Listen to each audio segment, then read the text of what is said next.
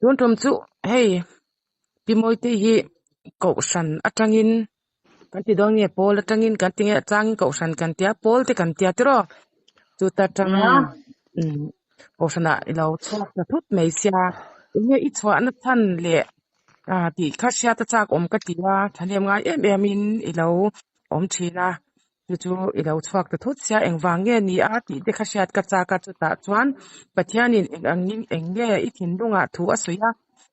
nangmana tuli ti ang mo kha min lo sei saklati in koron ngen chi hon thatak mai min pe ka wangin kalom ema chuan tuna hian nangman tuli ti ang kha ni ron soyanga ke chu hei lo zot boy lawang cheng lo inrol ve chen te kha kan ti bala don chi amo chuwang chuan poli chwa chan ke le nangma sia ti rai om dan ang te kha min lo sei sak che ni thakop mai te ro helai thu hi tam tak pon min zota pathian thu hi kan ngai dan tam tak te ke mani engerin dan ang te han kan kalve mop pa kum enga mozat kalta kum nga malama khane nyang karil ruwa hian enga tinge Christian te hi mun khata kanin khom ve theilo le ti te hi ka ngai to thina hei namdang tam tak te chu muslim te musulman te chu biakin khata te anin khom thina ke ni Christian ring tu te hi eng tinge mun khata hyang kanin khom ve theilo le ti te kha kalo ve na sa ve to a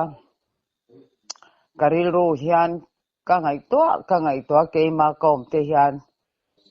Christian kan ni chuan hun khata te hian in khom ve thei om takanya amaro chu zorama chuan Christian ni sin Christian za te kan in chal thina ma se kaushan sang kan tia ma se kaushan kan ti po hian Paul sang Salvation te Presbyterian UPC Baptist kan ni lomate khan Paul te naw neu po atama chu tiang chuan Bible chunga mi omlem lo po hi kaushan po hian in zirtir na tam tak kan nei ta inga molai tangkhang kanun hi beidon na a oma ni soyang khan kaushan jing om te nuam ka tia Paul hau jinga hetia han khosak te hi nuam ka te thina amero chu karil ruwa hian zolnei isai bum somruk paruk thoka karil ruwa hian omreng lalpa chuan heti hian ati wan ka thut pha ni a leika ke nga chanani khoya nge kata na inin saktur chu khoya nge ka cholna mun tur chu ti hi kan chiar thina lalpa cholna tlak kan ni em lalpa in kan ni em ti te hi ka in ngai to thina kan in khoma income service zong te pathian zara ka dam chuan in khom kim ka du thina ni amero chu kan rong bol puite khatya angte nen po khan hlim taka kan nom la ya khan kaushanin kan ti leida na kaushan pol kan ti ang hian enge thil tam tak Bible om lo hi in zirtir na tam tak hi om to a chuwang chuan Christian ni top mai hi tha berin ka hreta chuta chuan Christian ni hi kan zir tiang ka tia chuta chuan Christian kan ni chuan ti tur tam tak a oma I chen khat phei chuanin I thi huna tunge vuyang che temin tia kan thi to te ber te chuanin min pai dai ma se poi hleinem ka ti thina tin chen khat chuan pastor vuite ro pui taka ka tianga vuite kha an be sei thina ke ro chu tia lam chu karil ru lem lawa kan khotlanga upadeu kan chanchin te tanga hria te hian min vui se fu berte hian ka hria chu tiang chu kanun om dan ani thina leila maro pui na hyang kanun min thuam lawa eng molai tangkhan engkim ka ezon na te po hi duam em lawa ka om hi angai ta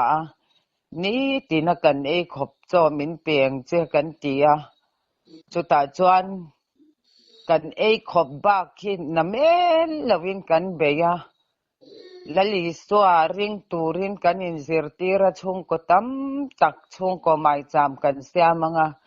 hei chu tam tak kin kan ti dan ani a kan tu kan fa te a hian Christian ni turin lali swa Christa ring turin kan in zirtir thina ni ma se keimani hi swarin tlakin kan omem ti hi zoram hian enge keimani theu hi lo in zot taila lali swarin tlakin rong kan bolem lali swarin tlakin kan nungem lali swarin tlakin thenom khoveng tan kanun le ka hun te ka mangem lali swa wang hianin ka thenom khoveng te tan hadam na kani em ti te hi zoram hian kanin en hi apoimo to hle in ka sha July chong karil ru a ha ve china ka fa te pon an ngai thiam lo ti ka sha mai ro chu ka mu ang hian ron mu ve lo ani chuta chuan bible a hian ka chiar china enga molai khan thei to kin ka be ve china Sunday hi bible a ka mu ta lo ani tun ma chuan a rong te po kan lo bol ve mun sang a te zoram dung le wanga te po kan lo kal ve china pathiang khongai na zara chu tiang chuan kan lo nung ve china ni a mai ro chu tun hun kan nung kumli kum nga kal ta tang khan bible a hian Sunday a om lo ti hi kanun hian ka beita bible a ka zuk beita chuta chuan karil ru hi engting a kalang o katya hetia 7 day le ka buron sem te po ka lo chiara ka tiang khan ma se i kan rama chuan chu ke chuan karil ru a chuan sabat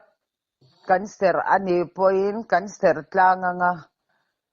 enga tinge ring tu te hi mun khata kan in khom theilo pathiang kan fak theilo ti hi ka vei perania chuta chuan ring tu te nakina mun khata ai khata kan luan za hun tur lo ngak tur hian he dan ko hana tang hian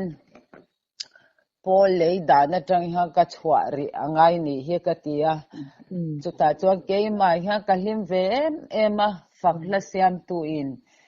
engkim kalsan vekin lalpa cross puin ka zuyang che musit engdon na engkim kan torpoa i chu nun chu kan nei apoi mo sia chu ta chuan he lai hi ka duem em thina ni i musit le endong te ompoin nang katai ni to sia ka zui zelang che chandam tu i thisel luin min tlan khovelin min du lo ma se khongai nain min shwai zelang che khovel chak na tin reng bo ma chak na tin reng bo se ka bei sei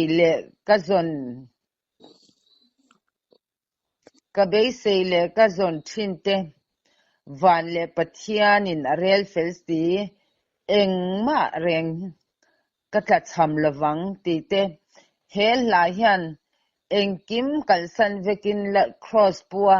lali swa kan zui tak meu hi angai to am i mangai nain minom pui chuan lungai nain min ti buai lo khovel lom nan min khovel lom nain min bum lawang nangma lom na ka musi ti te hi karil ruwa hian naom thina ni helai ka sathiam lawa ma se achang tluan hian ka du ema pathian min shwaina ka ti thina mangai pathian fak chunga kan nun hi aom angaya zoram hian lo sheve te mol se ti hi ka thin lunga hian ka du thina ni te khin nan pa chuanin lo avadonin chemfong abuna abun thara alo bun du da deuh chuan thlawlai aso thina anvat le thina alo thon le thina aso le thina khatiang deuh khang kan ram hi thara wa hian kan hanlom dona kan chuai le thina chemfong so nge ngai ang deuh hian in tuai thareng hi kan ngaia zoram tluk chan na ni ber ka ngai hi chu lali swaring turin kan in zirtira I swarin tla ka kan nun lo awang hian keimani dam chung kho sangai to na le duam na te kan nuna min shwaya keimani lama hian kan in chiara felto kan e tia thato kan in tichina pathian ro puina hi chang hlia hian kan in ngai china ma se mi ten eng angin nge min mu ti hi kanuna hian om thina namdang Christian te ka ngai to thina Musulman te Muslim te hei mun sang te po ka lo shon ve thina kalkonga te an tong trai hun chuan an tong trai mai ani ma se an mani kharing lo mi an ni so ka ni an nu na hian tam tak ke pon ka mu fo thina khatianga an ti chuan kong si ra te hian tong trai na hun te hi ka mang ve thina chu tiang te chuan ka lo om ve thina namdang te poin lali so Christaring tu kan ni tia min ron mu hi zoram hi ka du tak zet to ni te hi zaina hian ka soi dua chuwang chuan pola kanoma ni alomom karong bol pui te an fel lutuk an thalutuk rong bol pui po an nuam amai ro chu tuna ro chuan enge kan bible Sunday ka mu to lo wangin kari head Sunday om miao lo awang chuan bible la thuom lo anga thut reng kha kanun hian a thei to lo wangin ril ro bai vai dewin ka thuak ta ma se katan lalpan kong min lo hon alo ni charlie thina hian kanun shom na zong te kanun kong fel lo te ka hriat fiat thiam lo zong kha le lama mi pasal te ne an thi kan zuk lom lam ni lovin charlie nuna hian pathian ro puizia ka hmuwa chumi cho kanun tam tak min kai shwaya amanga mi hwai sen ni thei tur hian in buat sai ve tai la ti te hi karil ruwa hian oma kan ram tluk chana kan shelawa kan ramin enge kan dai swal kan shelawa ni keimani le keimani ring tu in tile zel te pona kina chuan ai khata hian kan luang za thei don lawa enge tinge Muslim chumhun khatan in khom theya Musulman chumhun khatan in khom theya Christian zoram Christian ring tu te hi enga tinge biak in khata te hian kan in khom ve thei lo ti hian kanun hi min luana sa ema chuwang chuan helai hi kan ram poin lo sheve se ti te hi ka dua pathian thu oi tur kan in zirtir na Sunday school te kan ngai poi mo thin ma se zoram har lalali swarin tlakin om ve to la he sabat thi lo serngam ve to ro ti hi karil ruwa hian lian ber mai ani chu karil ruwa hian ka chwa chan ani deuh bere tuna hian ke po sabat ser turin ka in buat sai meka bible nen tuna hian kanun hi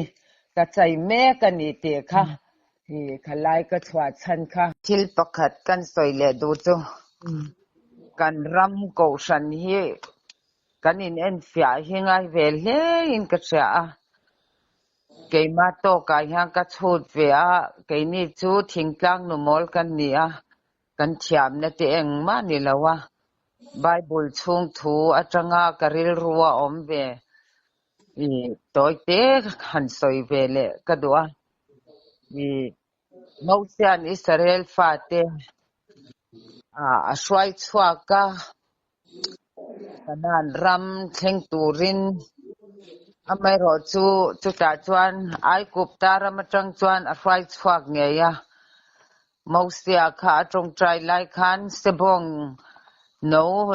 rang kachak sebong no ten lo siam ati khan him lai chenin an nun an lo mangania mausia po kha engwangi nge kanan ram alu tak lo thi kha ka ngai to china chuta chuan ka ati sia nakha mausia po alu lo pha tak kha ania chutiang chia chuan kan ram ko san po hian helai himlai kan chenanga leilung dana keimani thati zong le pastor te thute mun puilam atanga kan ho tu te thute yang kan kalanga lal thu ni lo hian Israel fate pathianin ai kuptar atanga ashwaya ai kanan ram thleng lo ang khan nakina kan cholna mun tur te hi kan thlen lo hi ala om ve riau yang ka sia chung te chuang karil ru te hi ane thina tin hei ka ngai to thina zoram ko san hi atu te mai po hian enge sim tur hi kan nei ni in ka sia ko sana te hianin i achal lang he duam kan ni nge mani boin tlai po ka in leng te mi pakhat chuan in tiana ta ni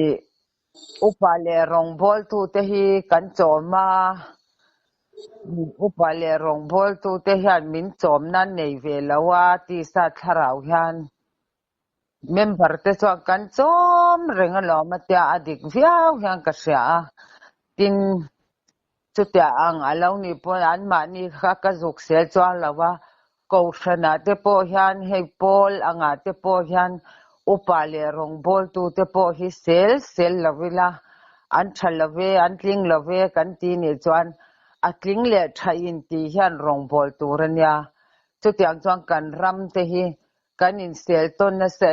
ema upale rong bol tu te po eile eilo te kan nei china hei hi chu ni china ka soita kan khan kan ram hi pathian thua kan har tok lo wang nia ka ngaya ke chuan kan upale rong bol tu te sel na kan shat te chuan keimani lampo hi kan dik tok lo ni in ka ngai thina tin upale rong bol tu te po in enge kan rong bol chan kan rong bol na kan kalkong me ka hian pulpita thu soi tu ringot ina mi ka om ti te hi in ngai twaila ni love pon lam nuna biakin pe la hian kan nun hi aom turani ti hi thei ngil lo la ti hi ka duwa rong bol tu le upanga phei chu mi ten min en dan te asang thina chutiang chuan kan upa te kan rong bol tu te kan da sang a pastor te phei chu khi ta kan da thina ni chutiang kan ni awang chuan biakin chunga chau te thu soi lovila kan len na ate thenom khoveng ina kan chuan kai na ate lali swa nei tu kan ni lali swa nei tlak lali swa thinlung putu ni hi apoi mo em chu wang chuan tuna kan himlai chen na kan in om tlei na hian nakina kanan ram min swai thleng lawin khoi mo lai